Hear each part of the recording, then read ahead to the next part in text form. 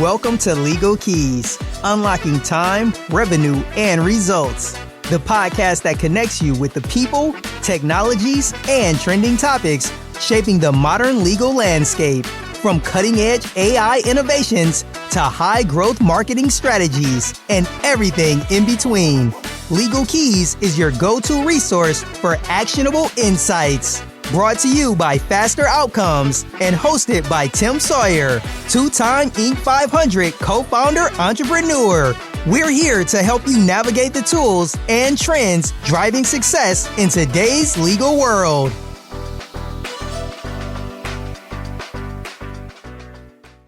Hello, welcome to our 9th episode of Legal Keys. Great to be here today. I want to thank everybody for joining us. We continue to get traction week after week, and so grateful for our listeners. For those of you who are joining us, returning guests, we thank you for your support. And for those of you joining us for the first time, we welcome and hope you enjoy today's episode. I have an incredible guest today. I've met her now a couple of times. Like me, she spends a lot of time traveling the country, speaking with law firms and lawyers of all shapes and sizes. Joining me today is Brooke Birkey, founder of Level Up Business Coaching, a legal operations expert who has seen it all, to say the least. From receptionist to marketing director, and now she helps law firms boost conversion and cut costs with smarter intake and operations. We want to dive into that today, Brooke, and then also we want to talk a little bit about some of the broader implications of AI. There's a lot of mixed feelings around the use of AI and not people becoming emotionally dependent on that certainly in the intake process. And so I want to welcome you today, Brooke. Appreciate you taking the time. Thanks. Thanks, Tim. It's so good to be here. I'm looking forward to our conversation. So right into it, what's the number one thing you say, as I travel the country and my clients, what's the number one thing that you tend to lean into right away when you're looking at effective intake processes? I have to have two number ones because they're both together. So empathy training and empathy coaching, and that doesn't just mean like, oh, I feel bad for the person. It means that you know when to hit the empathy cues. You know how to assess somebody's chief concern and use it in the sales process. You know how to identify the color type and then redirect them, right? So we have different color types, and anyone who's ever done intake like myself has seen this. We have the angry color type, the therapy color type, the anxious color type, the withholder, the one who only wants to speak to an attorney. So having that emotional intelligence training to be able to identify what kind of a color type is this, how do I meet their needs exactly where they're at and earn their trust? And what goes hand in hand with that is strong sales choreography. And so it's choreography just means that we have a roadmap from the beginning of the call to the end of the call.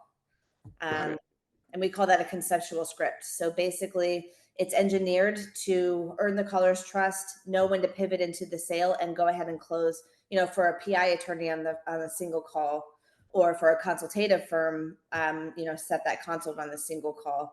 Those are the goals. And so that actually has to be engineered. It would seem to me that the intake process, and I love your take on the idea that it is a sales function. And I think all law firms listening to this, that's number one, is that, all the laws that apply to retail apply to intake 100%. Oh, yeah. So it's a sales process. And I think like any sales process, it starts with the hiring, right? Mm-hmm. You get involved in that, like what tips do you have for what to look for?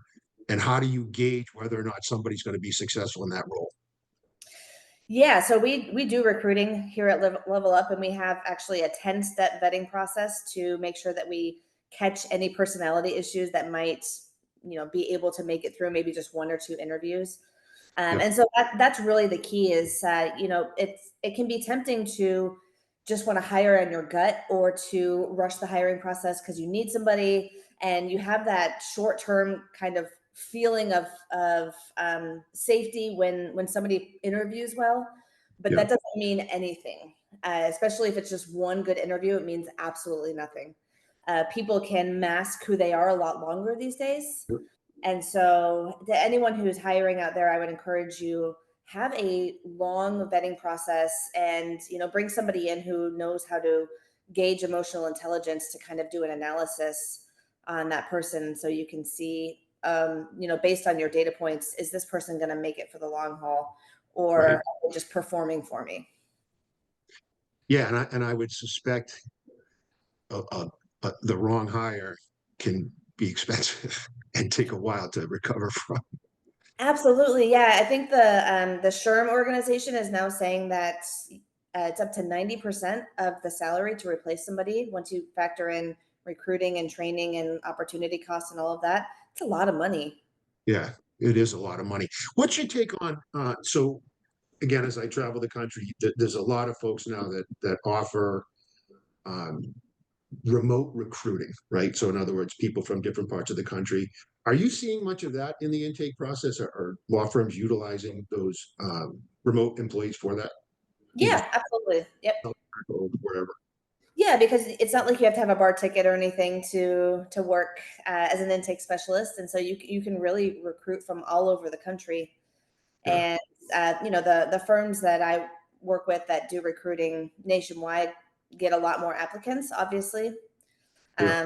But I haven't seen any true data that says that they hire faster. It's just they tend to get a lot more applicants, which says something about the market out there right now. It's difficult, as everybody knows. Is it so? A labor shortage is a real thing for intake type folks. Absolutely. Yeah. And especially in the legal industry, I've recently done some research indicating that the legal industry has gone away from recruiting, kind of shifted away and more towards internal development, just because it's so difficult to find quality people out there. And what are the keys when you say internal development? What are they focusing on? One is obviously emotional intelligence, right? But talk about like what's the excellent training process post hire? Like what do you coach folks? So I recommend they do an onboarding process that is a month long at least. And, Okay, and that just means that you should really wait for a full month to consider this person fully hired. That doesn't mean that you don't give them the paperwork or give them their forms to fill out or whatever, but it just means hedge and manage your expectations for at least a full month. And then of course the standard 3 months for before you get your benefits and things like that, that's still good. But I recommend continuing to test them for emotional intelligence, continue to put them in situations where their real personality can come out, continue to give them assessments and just look at them with eyes that you're not quite fully hired yet. right.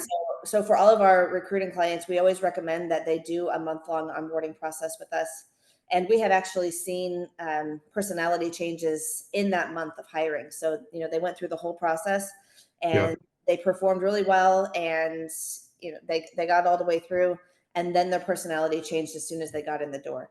So we know that's a possibility with today's market, and that's why we advocate for that month of onboarding. got it. And one of so if it's a sales process, right, Mhm, then mhm. then you're looking for a salesperson personality type, Yeah, right? You yeah. mentioned the different personality types there are. But then it's almost like an added level of complexity in that a good salesperson, right? You'll be they'll ask questions and listen and do all the things they need to do. Um, Mhm, but like a great closer, in my own experience of having run sales organizations for a long time, a great mhm. closer, they're not always the most empathetic folks, right? Not always, right? Yeah, yeah. So how do you thread that needle? Like, what's the coaching that you do in the intake process to say, hey, listen, these people they gotta sign their engagement letter, they gotta do this, but you gotta listen, right? It's interesting. I don't actually require that they have strong empathy, natural wiring in order to be hired as a salesperson. And we test for that. There's a test called the Strength Finders, and it tests for empathy. And some people chart really high, and some people don't. But you have to be able to learn it. It's like muscle memory. Anything else that you learn, math when you were in the second grade, right? Even if you don't have an aptitude for it, you have to learn it. And Right. so our training requires them to hit those emotional intelligence cues. Like if somebody says, I was injured and I went to the hospital. The first thing out of your mouth better be, "Oh, I'm so sorry to hear that, but I'm really glad that you called us. Let's see what we can do." Right. And you don't necessarily need to have a strong natural empathy skill set in order to hit empathy cues. You just have to be willing to follow the choreography, essentially. Got it. And so when you think about, so a couple of things that I'm hearing. One is that it is difficult finding the right people to do this. And you have to have the right process in place. And then you obviously have to have the right technology. Um, and one of the clients that I work with, and I'm really curious to hear because you have feelings on this, right? Strong feelings either way. So as we talk about using the people, that's your piece you just discussed, right? Then it's the process, and then it's the technology, the tech enablement, right? So on the tech enablement side, I heard a really interesting story. So this large law firm doing 100, they've got 1,200 open matters at any one time, doing 150 to 200 demands a month. Yeah. They're now using AI to analyze call sentiment, right? So post person hung up and Mm-hmm. human doing it, right? And I know there's actually some law firms that are trying to go full bot, which I don't think the world's quite ready for that yet, meaning an AI agent doing everything. Right.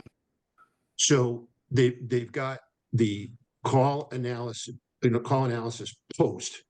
In Mm-hmm. your coaching, do you do much of that? You're listening to the call, post call, and saying, okay, what happened here? And how do you square that with, okay, we did the call analysis and you can track that to, oh, that's the top producer.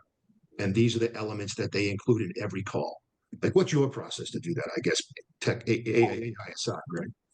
Yeah, absolutely. So we actually have a rubric and it follows the structure of our sales choreography. So I can, my clients that work with me during the intake training process and then after what we call our investment protection program, Okay. they get their calls reviewed every single week. And so, um, you know, I do it from a holistic perspective. So it follows the exact schematic of the script and all of the nuance, and I give them real time feedback.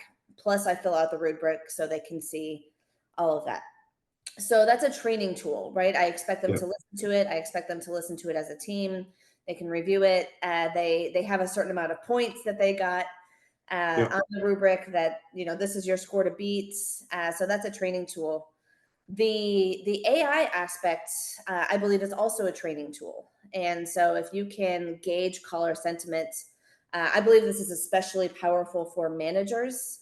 So you can pull out the calls with the worst caller sentiment and then analyze and say what went wrong here. But the key is to have somebody who is an expert in this area to be able to tell you really what went wrong here, rather than just saying, well, their tone changed here. What do you think went wrong? Um, it's just a little bit of a stronger positioning to have it reviewed by somebody who knows exactly how these things work. But even if you don't have that, then it's a strong training tool especially from a management perspective, to be able to pull that out and then go back over it and for themselves pull out training opportunities and train the team members in where they think it went wrong. Does that make sense?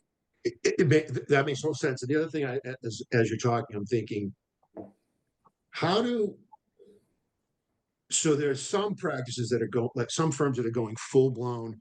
We're going to use a freaking bot and it's going to do its thing. And not sure I'm on board with that. There's a lot of great applications for AI. I'm not, we'll see on that one. Clearly, there's some usage around that. What's the general sentiment amongst that employee group, right? So I was talking with my kids over the weekend about AI and all the cool things that I see happening with AI and some segments. One of the big changes that's happening right now, for example, is the ability to use AI to write code.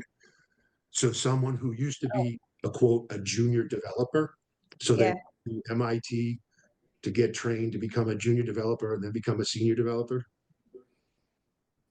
That's No, not so much. not so much because the code can write the code. Yeah. And so it's, I'm just wondering, like, when you're talking in circles among peers and friends, is there, that employee population concern that, like, hey, anytime someone mentions AI, they're like, I do that. Wait a second. Wait, you're going to take my job? Because we're not advocating that, but I'm just curious if those conversations are happening and the frequency of it. I haven't heard very much employee sentiment around this is going to take my job because at this point, the number of firms who are really going full throttle AI are few. Yeah. And the general sentiment is it's not going to go that far. But with what we've seen in technology, I mean, I think it's both eyes wide open and considering the possibilities and being careful about how I use AI because of some of the implications that can be with, like you said before, with dependency. So, for example, you don't want to teach your intake team members to be dependent on AI to identify tone, right? You want them to be able to do that themselves. And so the positioning is the human contact. In my opinion, should be first position, and then the training tools should assist with that rather than going full throttle into using AI. And that's for a few different reasons. There's some early science that indicates that that forming relationships with mirage, like bots, is really hard on the human psyche. And so it's just to be careful about the adaptations. Yeah, and to your point, there's the support stuff. There's wide level adoption around that, right? Typically, in personal injury, writing a demand letter is not, not a big lift for AI. Certainly, medical chronology, that type of stuff. And then there's some cool analytical tools for sure in AI, and research. Absolutely, we see a ton of that, particularly in family law. The use of that. So we're seeing positive green shoots everywhere. This stuff, that the intake stuff, that's the bleeding edge, right? That's the debate that's happening. It's like, and philosophically, me as a human and as the person responsible for head of sales of faster outcomes, strongly advocate that, to your point, AI is a tool. Just like you have your name a technology, whatever your tech stack is, they're all tools to help you go faster, right? So we're strongly recommending, and that, even in written documentation, if you think about AI, you get 85% right? So you still need someone to get you to closer to 100. And when you're talking about closing people, not sure that we're going to get there eventually, but we're not there yet. So so you've been doing this for a while now. What's a typical lift that you'll see? So you'll go into an organization and say, hey, these are the kind of the two parts. What are the most common mistakes that are in the intake process? What do you recommend to fix those proactively? And then what type of lift can people expect when they get that process right? Yeah. So, the most common mistakes are the empathy cues and the sales choreography, but the solution is actually very simple. And I think we kind of overcomplicate intake sometimes, and make it a little bit more complex than it really is.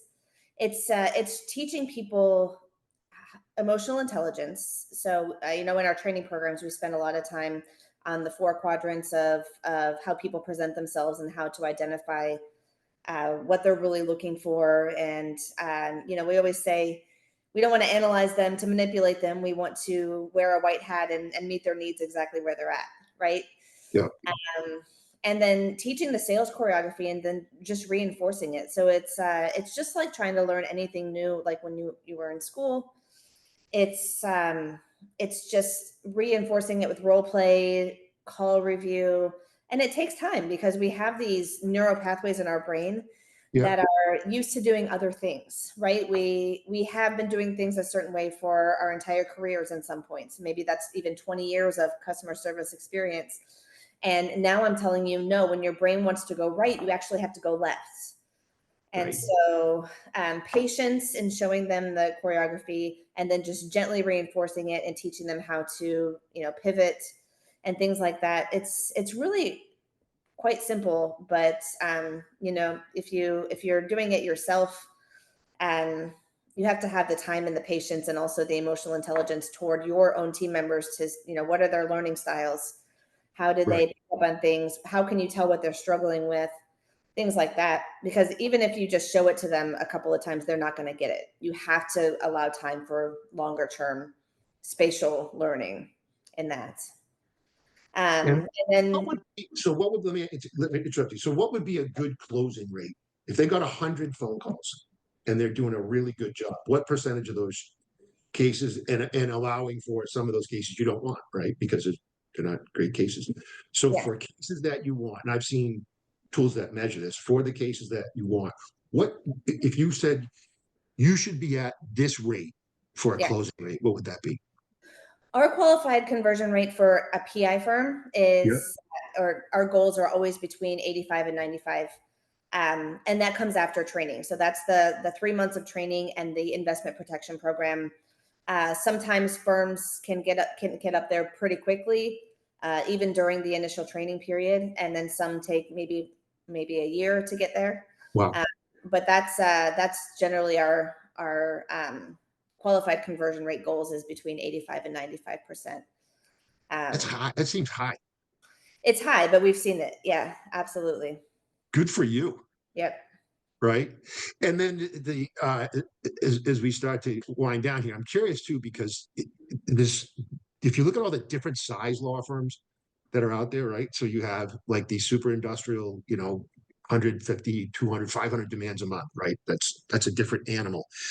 Mhm. Do you come across a lot of times in these small law firms, the person that's doing intake does other things, right? So how do you, that's got to feel like a very different process, right? So if I have someone who's just on their phone all day with a headset going, wah, wah, they can get, if you do something 1,000 times outside of getting worn down, you get really good at it, right? But if, okay, a third of my day is intake and then a third of my day is, payroll or whatever else. Do you see that a lot? And how do you handle that differently?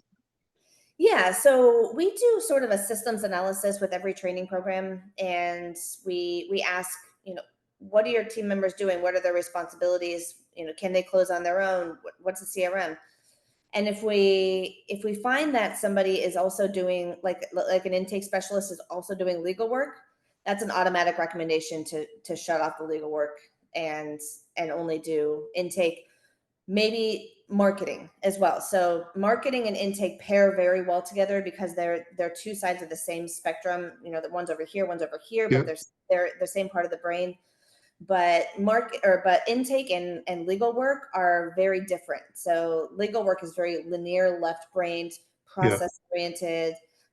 Intake is very prospecting, pivot, flexible. And so those two things just don't go well together. And so I recommend any of you who have your intake specialist also doing legal work, shift that so that they can help you with marketing instead to get the most out of them. But if that's not possible, then we train them to shift their energy. We give them tools to shift when a call comes in, because it can be kind of like a whiplash if you're knee deep in medical records and wouldn't have that problem if they're using you, right? That would be Yeah. good. So knee deep in medical records and they're high concentration or research or anything like that. And then someone calls and it's just jarring interruption. And then you have to switch on customer service mode. It's very difficult. So we teach them the 3-ring rule, which is basically ring 1, put everything aside. Ring 2, put a big old goofy smile on your face. And then ring 3, pick up with intention. That's really smart, because what happens, and you can sense this, right? In any professional services organization, from accounting to whatever, right? That you can tell that when that person answers the phone, that they were just doing something that was totally, you could hear it, right? Oh, yeah. And you know what their reaction is? They're in the middle of a project, and this drives me crazy as someone running sales organizations, and it's like, oh shit, another interruption. Uh-huh. Yep. And it's a customer. Yep. It's no, you don't have to get that phone. You get to get that phone. That's the money. And that's the hardest transition, right? Like if you're, like you said, knee deep in a file and you got to go turn your brain off Mm-hmm.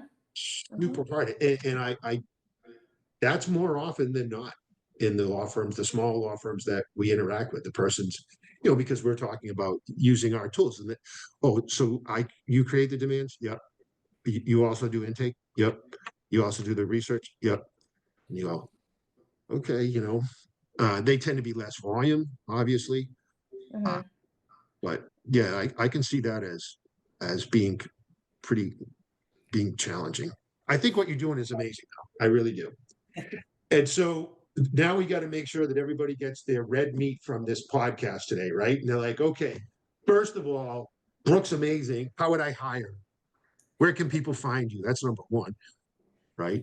Absolutely. Yes. Thank you. I hope you'll reach out to me. Anyone who's listening, I do recruiting, intake, and client management, emotional intelligence training. It's Brooke, Brooke, at leveluplawfirmcoaching.com. It's a mouthful. Got So, it. And if you want to get anyone listening, you want to get to 85 to 90% closing rate on the cases you want, which sounds to me like a pretty good goal. That's pretty aspirational, and she can help you get there. And then, as the three takeaways, if you say, okay, as you're thinking about your intake process, just keep these three things in mind, right? Whether they call you or not. What are the three takeaways you want to leave our audience with today? have a sales choreography in place. Teach your team to respond to empathy cues. So whatever that looks like, that's really important.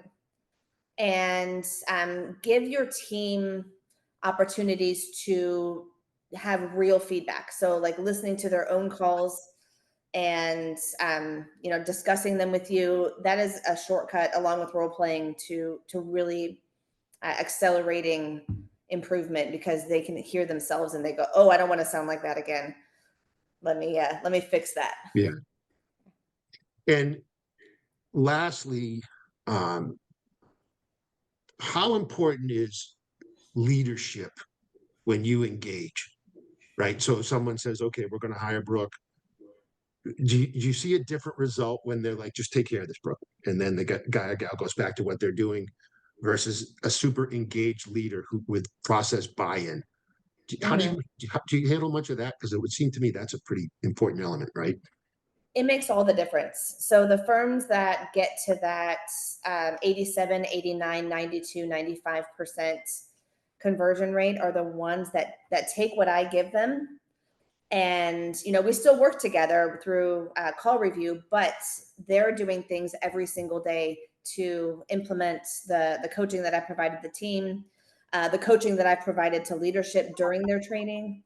They have taken that and made it into their own system. So those are the most successful firms and the ones that keep their conversion rates the highest, the longest. So that would be, creating an internal system, and of course, continuing to work with me or someone like me to do call review and feedback, so that they can keep growing beyond their current level of intake knowledge. Yeah.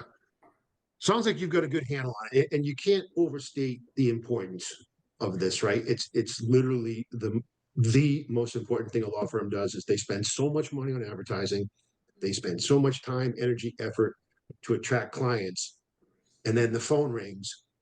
We got to be perfect. Like we got to be freaking perfect, and if we're not, we got to fix it. And I think anybody who's struggling with that and not hitting those numbers, that 85 to 95, absolutely strongly recommend they reach out to you. Really appreciate you taking the time today. Thank you. Wonderful to be here. I'm like half of an intake expert now after hanging around with you. And whatever brain damage you suffered from answering my questions today, you'll stabilize in about 10 minutes. I'll have a cup of coffee. I'll be fine. Yeah. I really appreciate it. So we want to thank Brooke for taking the time today. Hopefully this was beneficial and everyone got something out of it. We want to thank everybody for joining us on Legal Keys, sponsored by FastRoute. It's the ultimate AI-powered legal intelligence platform for law firms of all shapes and sizes. I want to say thank you again, everyone. Enjoy your week.